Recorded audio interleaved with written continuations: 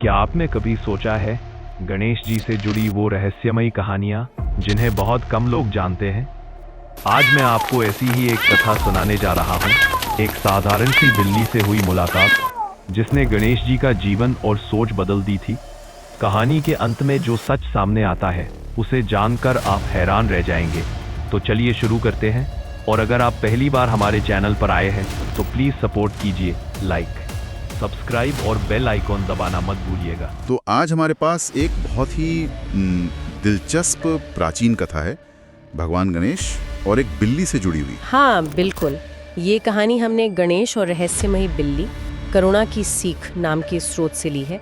काफी जानी मानी कथा है ये। हाँ, तो इसकी शुरुआत होती है कैलाश पर्वत पर। नन्हे गणेश हैं, खेल रहे हैं, बच्चे जैसे होते हैं, शरारती, बिल्कुल अपनी बाल लीलाओं में मग्न, हाँ चंचल, थोड़े नटखट। सही। तो इसी खेल खेल में उनकी नजर पड़ती है एक बिल्ली पर। हाँ, एक साधारण सी बिल्ली थी ऐसा बताया गया है, और गणेश जी ने बच्चे जैसे करते हैं शरारत में उसे पकड़ लिया। अच्छा। हाँ, थोड़ा खींचा, शायद हल्के से दबाया भी, खेल समझकर। हाँ, बच्चे अनजाने में कर देते हैं ऐसा अक्सर।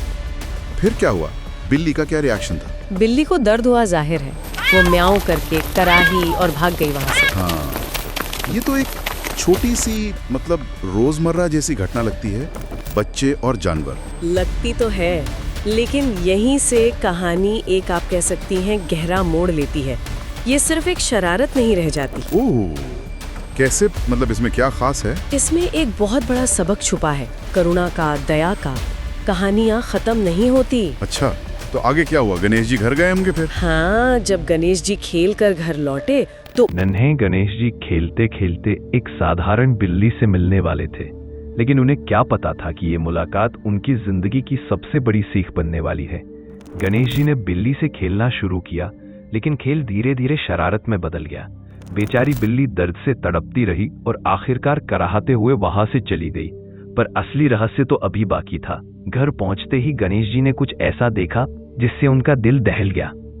उन्होंने अपनी माँ देवी पार्वती को देखा और वो देखकर हैरान रह गए। क्यों? क्या हुआ था माँ पार्वती को? उनके शरीर पर वैसी ही खरोंचें थीं जैसे किसी ने उन्हें सताया हो, चोट पहुंचाई हो, बिल्कुल वैसी ही जैसी उस बिल्ली को लगी होंगी। अरे बाप रे, ये कैसे?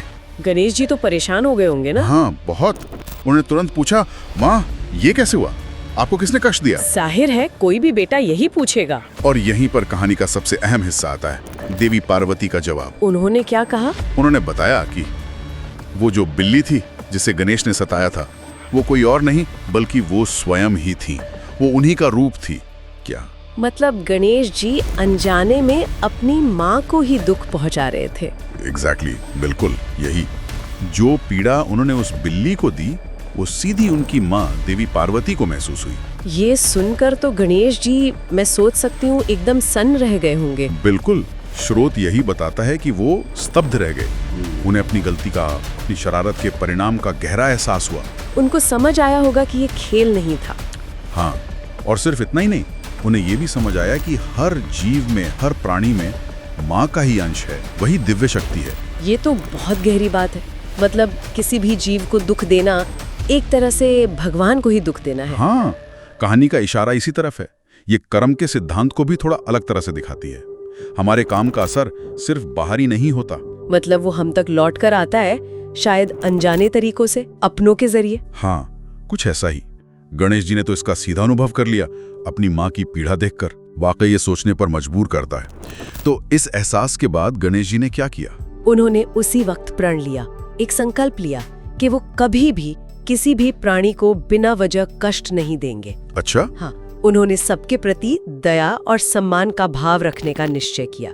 ये घटना उनके लिए करुणा का एक बहुत बड़ा पाठ बन गई। तो अगर हम इस पूरी कहानी से, इस चर्चा से एक मुख्य बात निकालें तो वो क्या होगी? मेरे ख्याल में मुख्य बात ये है कि करुणा सिर्फ एक भावना नहीं है, ये एक समझ है। ये समझना कि हम सब कहीं ना कहीं जुड़े हुए हैं। हर जीव में दिव्यता देखना। हाँ बिल्कुल, हर जीव में उस परमात्मा का अंश देखना। कहानी ये याद दिलाती है कि हमारा व्यवहार चाहे वो कितना भी छोटा लगे, उसका असर अप्रत्याशित हो सकता है, गहरा हो सकता है। सही कहा। यह हमें याद दिलाता है कि दुनिया सिर्फ इंसानों की नहीं है। हर प्राणी का अपना महत्व है, उसका सम्मान होना चाहिए। और शायद ये कहानी हमें एक सवाल के साथ छोड़ जाती है ना? कैसा सवाल?